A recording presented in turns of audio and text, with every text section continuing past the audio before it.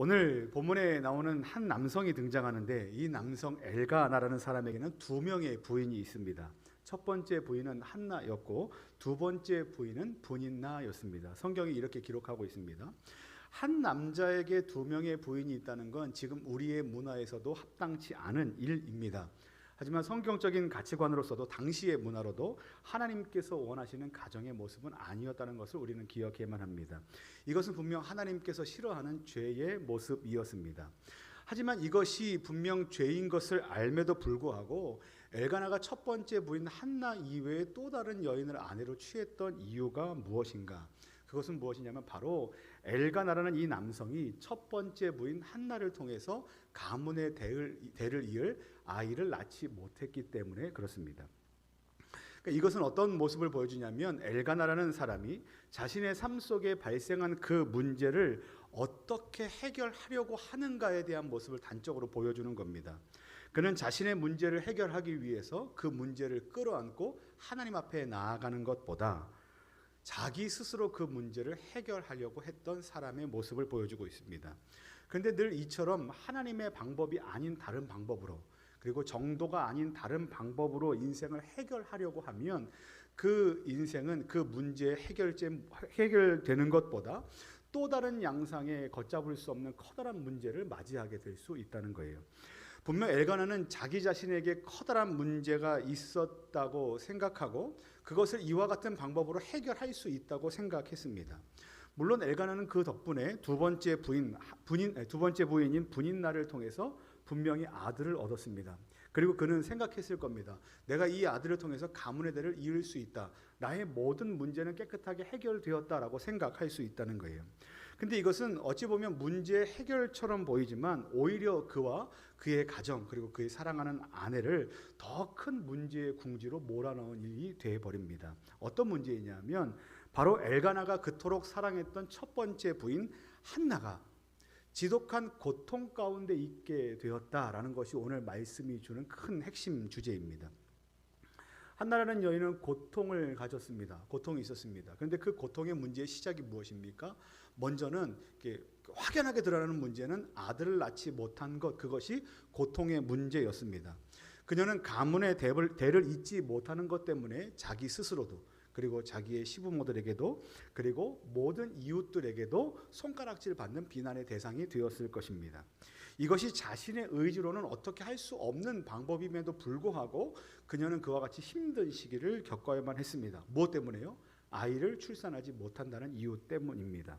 그런데 이것은 표면적인 이유이고 시작일 뿐입니다. 이제는 그 문제가 다른 쪽으로 번지게 되는데 꼭 늘 그렇듯이 우리가 어려운 일은 꼭 해내지 않았으면 좋겠는 그 사람이 해내는 것이 우리 가운데 있는 큰 문제입니다. 그때 우리 마음 가운데 발생하는 게 뭐냐면 질투요, 시기인데 오늘 말씀에 보면 한나의 적수라고 되어 있는 이 둘째 부인 분인나가 그 어려운 일을 해내고 맙니다. 아이를 출산한 거죠. 그리고 한나는 자신이 못했다는 것을 이 여인이 해냄으로 인해서 그것만으로도 매우 힘든 시간을 보내야만 했습니다. 그런데 더욱 힘든 건 뭐냐면 이 분인나라는 둘째 부인이 아들을 낳았던 것을 구실삼아 유세를 떨며 한나를 심히 격분케 했다고 성경은 이야기합니다. 덕분에 성경은 좀 전에 말씀드렸던 것처럼 분인나를 향한 한나의 마음이 어떻다는 것을 단적으로 보여주는 단어로 무엇을 기록하고 있냐면 분인나는 한나의 적수였다 이렇게 기록을 합니다. 적수라 하면 싸우는 상대 아닙니까? 싸우는 상대. 이렇게 철천지 원수 이래야 적수인데 지금 한 남자의 두 부인이 있고 그 두 부인 한 여자의 마음 가운데는 다른 한편에 있는 여자가 철천지 원수로 느껴질 만큼 이 한나라는 여인의 마음속에 있는 이 분노와 시기와 질투와 고통은 말로 다 이루할 수 없는 큰 것이었다는 것이 오늘 성경이 말씀하고 있는 내용입니다. 엘가나는 이 양상이 다른 문제인 한나의 고통을 보면서 매우 힘들어합니다. 그렇지 않겠습니까? 한나는 이 남편 엘가나가 매우 아끼고 사랑하는 아내였다고 성경은 표현합니다. 그러니까 아내가 옆에서 힘들어하는 것을 자기도 보고 싶어 하지 않는 거예요. 그래서 엘가나는 자기가 갖고 있는 모든 방법들을 동원합니다. 사랑한다 말하고, 그리고 많은 선물, 특히 분인나에게 주었던 것들보다 무조건 다 갑절의 것을 주어서 아내의 마음을 흡족하게 하기를 원했습니다. 그런데 어찌 그 마음이 사랑한다는 몇 마디 말과 그리고 갑절의 물건을 준다 해서 풀리겠습니까? 지금 이 한나라는 여인이 갖고 있는 이 마음의 고난은 그런 것들로 풀리지 않을 만한 아주 엄청난 것이었다는 거예요. 생각해 보면 엘가나가 생각하는 그 문제 해결은 어찌 보면 이와 같은 모양이 되지 않기를 바랬습니다. 사실 그가 해결하고 싶었던 것은 그냥 단순히 내가 어떤 방법을 사용해서 가문의 대를 잇는다라는 것이 그가 갖고 있는 생각이었습니다. 그런데 그는 잘못된 방법을 선택함으로 인해서 지금 가정이 더 큰 궁지에 있다는 거예요. 그런데 오늘 말씀에는 그 가장이었던 엘가나와 달리 다른 방법으로 문제에 접근하고 문제를 해결하려고 했던 한 여인이 등장하는데 그 여인의 이름이 바로 한나다라고 말하고 있는 겁니다. 저와 여러분들이 한나를 어떻게 기억합니까? 기도하는 여인, 사무엘 선지자의 엄마 이렇게 생각하지 않습니까? 한나는 이 문제를 해결하기 위해서 남편 엘가나와는 전혀 다른 방법을 사용하게 됩니다. 그것이 무엇인가 하면 한나는 자신의 억울함과 자기 안에 있는 분노 그리고 시기 그리고 이와 같은 문제를 해결하기 위해서 하나님 앞에 자기의 마음을 토하고 쏟아놓는 무엇합니까? 기도하기를 선택했다는 거예요. 10절 말씀에 보면 한나가 마음이 괴로워서 여호와께 기도하고 통곡했다라고 성경은 기록하고 12절 말씀에 보면 그가 여호와 앞에 오랫동안 기도하였다라고 성경은 기록합니다. 그리고 15절 말씀에 한나라는 이 여인이 여호와 앞에 자신의 마음, 자신의 심정을 토로하였다라고 이야기해요. 그러니까 자기 마음 안에 있는 모든 감정을 가지고 어디다 쏟아놓는데 그 쏟는 것에 대한 대상이 누굽니까? 바로 우리 여호와 하나님이시라는 거예요. 그러니까 그녀는 문제를 가지고 사람 앞에 나갔던 것도 아니고 자신의 생각과 자신의 방법으로 이루려고 했던 것도 아니고 하나님 앞에 나아가 하나님 앞에 엎드려 자기의 이 억울함을 탄원하고 하나님께서 나의 삶의 이 모든 어그러진 문제를 해결해 주시기 위해서 기도로 나아갔다는 거예요. 이것이 바로 한나라는 여인이 선택했던 방법입니다. 여러분, 우리는 삶의 문제들을 마주할 때마다 이 문제를 어떻게 해결해야 할까라고 생각하면서 많은 수단과 방법들을 떠올리게 됩니다. 제가 아주 자주 드는 그 예가 있는데요. 여러분들 지금 갑자기 전화가 왔습니다. 그리고 어떤 문제가 생겼다고 연락이 왔습니다. 그러면 여러분들이 가장 먼저 마음속에 여러분들의 머릿속에 떠올리는 것은 무엇이라고 생각하십니까? 그때 우리는 많은 것들을 떠올릴 수 있어요. 119도 떠올릴 거고요. 그리고 병원도 떠올릴 거고요. 그리고 돈도 떠올릴 거고요. 그 다음에 은행도 떠올릴 거고요. 그리고 나에게 힘이 돼줄 만한 어떤 사람을 떠올릴 수도 있고요. 어떤 방법일 수도 있습니다. 아니면 내가 갖고 있는 그 문제를 해결하는 어떤 지식과 경험과 방법이 우리의 머릿속에 우리의 마음속에 가장 먼저 떠오르는 그것일 수 있습니다. 그리고 그때 파드득 떠오르는 거 있지 않습니까? 이렇게 하면 될 거야. 그 사람을 찾아가면 될 거야 라는 많은 생각들이 그 짧은 시간 안에 우리의 마음과 생각을 스치고 지나간다는 거예요. 우리는 우리의 삶에 발생한 많은 고통과 문제를 가지고 우리의 생각 가운데 가장 먼저 떠올려야 될 것이 무엇인가 하면 떠올려야 될 대상, 분이 누구신가 하면 바로 여호와 하나님이라는 겁니다. 그리고 그분 앞에 기도하는 것이 우리 가운데 가장 큰 해결의 방법이다라고 생각을 해야만 한다는 거예요. 여러분, 우리는 이렇게 얘기합니다. 누군가에게 기도를 부탁합니다. 또 어려운 문제를 들을 때마다 그분에게 해줄 수 있는 말이 이렇게 얘기하는 거죠. 제가 성도님을 위해서, 제가 당신을 위해서 기도하겠습니다. 그런데 뒤에 덧붙여서 하는 말이 있어요. 제가 해드릴 건 이것밖에 없네요 라는 말이에요. 여러분, 기도하는 것이 이것밖에 없어서 드리는 것이 아니라 기도는 우리가 할 수 있는 최고의 무기가 되기 때문에 우리는 기도한다는 거예요. 근데 우리는 겸양하는 말로, 겸손한 말로 우리가 갖고 있는 어떻게 실질적인 문제 해결의 방법들을 제시하지 못한다는 이유로 기도를 가장 최고의 방법이라고 생각하지 못하고 어떻게 이야기합니까? 이것밖에 라는 그 단어 안에 한정지어서 기도를 앞에 내세우지 않고 뒤로 밀어버린다는 겁니다. 우리가 우리의 삶에 마주하는 이 고난을 해결할 수 있는 방법은 하나님께 기도하는 것 말고는 방법이 없습니다. 감사하며 삽시다라는 그 책의 글귀에 이런 글귀가 있습니다. 기도는요, 인생을 우리의 힘으로 사는 것이 아니라 하나님의 능력으로 산다는 사실을 분명하게 시인하는 행위이다라고 기록되어 있어요. 기도는 우리의 인생을 우리의 힘과 능력으로 살아갈 수 있다라는 것을 다 내려놓고 누구의 힘으로만 살아갈 수 있다는 겁니까?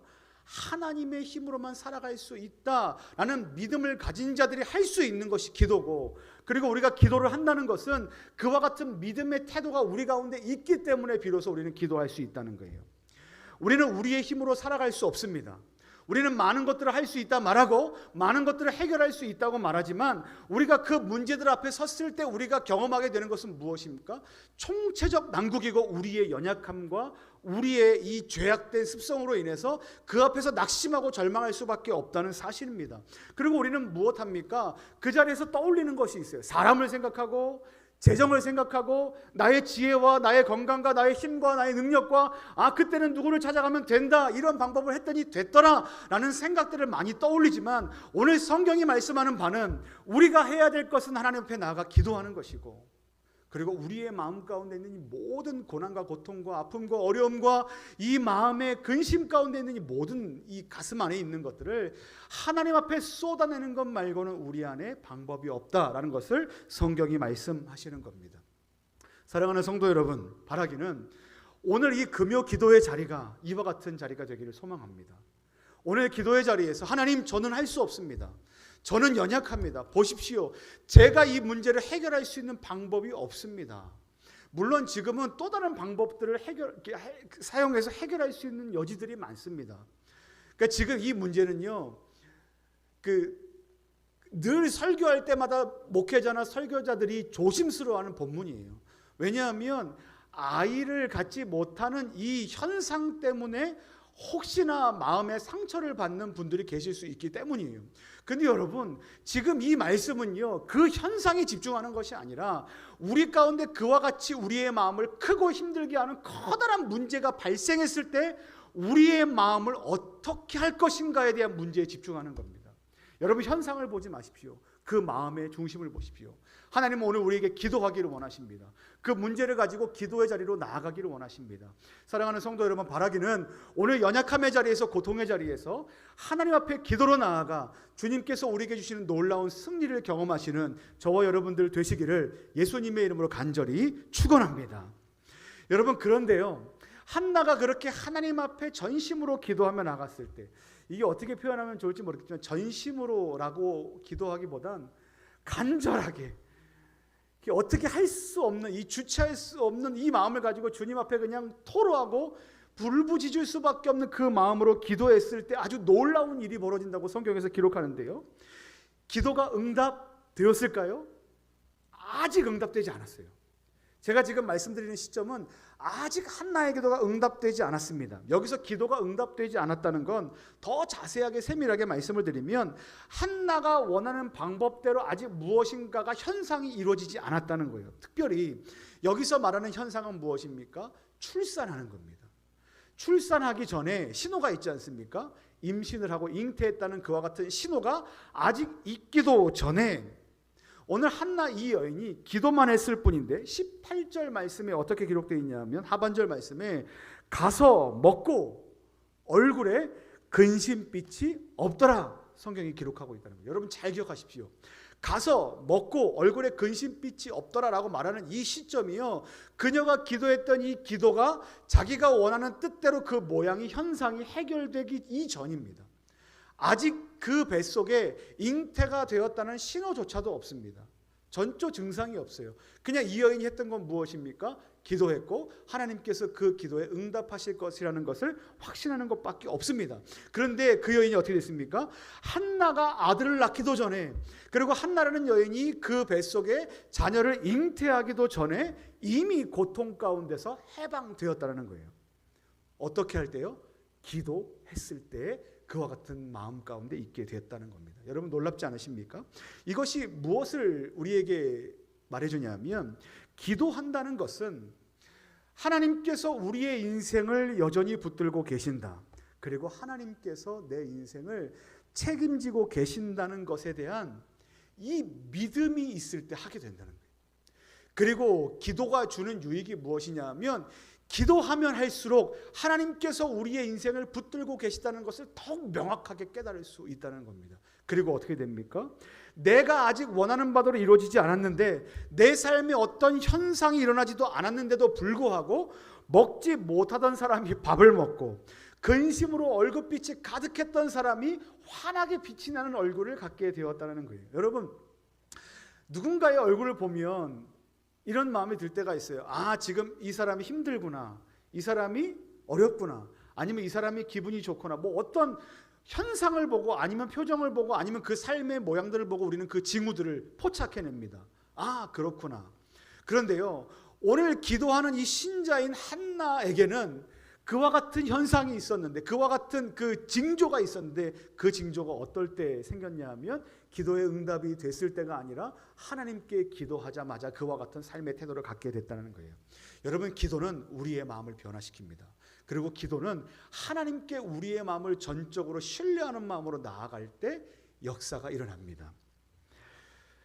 사무엘상 19장 하반절부터 20절까지 말씀에 이런 말씀이 있어요. 여호와께서 그를 생각하신지라 한나가 임신하고 때가 이름에 아들을 낳아 사무엘이라 이름하였으니 이는 내가 여호와께 그를 구하였다 함이더라.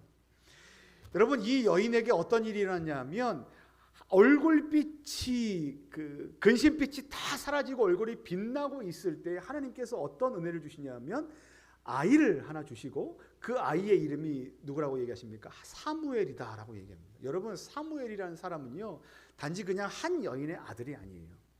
사무엘을 통해서 이스라엘의 왕이 세워집니다.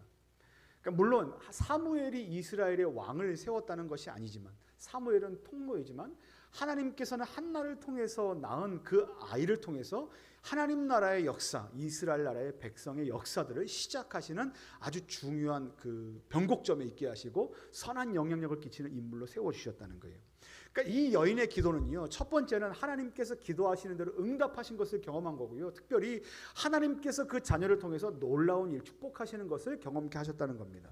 이것은 우리에게 무엇을 알게 하냐면 여인의 기도는, 그리고 성도의 기도는 고난 가운데 있을 때 하나님 앞에 나아가 기도하는 자는 반드시 하나님께서 신실하게 응답하시고 역사하시는 것을 경험케 해주실 거다라는 약속의 말씀을 우리에게 허락하신 겁니다. 사랑하는 성도 여러분, 여러분들은 지금 어떤 것들 때문에 힘들어 하십니까? 그리고 여러분들은 그 문제를 해결하기 위해서 어떤 방법들을 떠올리시고 어떤 것 선택하시기를 소망하십니까? 제가 예전에 들었던 라디오 오프닝 멘트가 있습니다. 이렇게 이야기를 해요. 라디오 오프닝인데 음악이 쫙 흐르고요. 한번 머릿속에 떠올려보세요. 음악이 흐른다 생각하시고, 한 소년이 무거운 돌을 들어 올리려고 하고 있습니다. 하지만 아무리 끙끙대도 꿈쩍을 하지 않습니다. 소년의 아버지는 그 모습을 지켜보다가 소년에게 이렇게 말합니다. 너는 너의 모든 힘을 모두 이용하고 있다고 생각하고 있니? 확신하니? 라고 물었습니다. 그러자 소년이 대답합니다. 그렇습니다. 아버지, 저는 지금 제가 할 수 있는 모든 힘을 다 쏟고 있어요. 라고 얘기합니다. 그랬더니 아버지가 이렇게 얘기합니다. 아니야, 그렇지 않아. 너는 모든 것을 다 했다고 말하지만 아직 내게 도와달라는 부탁을 하지 않았어. 라고 얘기합니다. 이게 무엇입니까? 우리가 많은 것들을 하고 있다 생각하지만 결정적인 것은 아버지께 나아가 구하는 것입니다. 하나님께서는 오늘 저와 여러분들에게 이렇게 말씀하고 촉구하고 계시는데요, 시편 37편 5절 말씀에 내 길을 여호와께 맡기라. 그를 의지하면 그가 이루실 것이다. 베드로전서 5장 7절 말씀에 너희 염려를 다 주께 맡기라. 이는 그가 너희를 돌보심이라. 마태복음 7장 7절 말씀에 구하라 그리하면 너희에게 주실 것이요 찾으라 그리하면 찾아낼 것이요 문을 두드리라 그리하면 너희에게 열릴 것이라. 예레미야 33장 3절 말씀에 뭐라고 기록하십니까? 너는 내게 부르짖으라 내가 내게 응답하겠고 내가 알지 못하는 크고 은밀한 것을 내게 보일 것이다 라는 것이 우리에게 주신 하나님의 약속의 말씀입니다. 우리는 힘든 시기를 지금 지내고 있습니다. 뭐 코로나가 빨리 끝날 것처럼 인원이 많이 확진자가 줄어들 것이라고 얘기하지만 갑자기 어딘가에서 뻥 터지고 다시 이렇게 팝콘처럼 뻥 터져서 우리의 앞을 예측할 수 없는 상황 가운데 우리는 지금 계속해서 머물러 있습니다. 우리가 지금 이 상황에서 할 수 있는 것이 무엇이겠습니까? 예전에는 어떤 문제가 생기면요, 누구를 찾아가면 된다고 생각했어요. 우리는 어떤 문제가 생기면 뭐 이런 방법을 쓰면 되지라고 생각을 했습니다.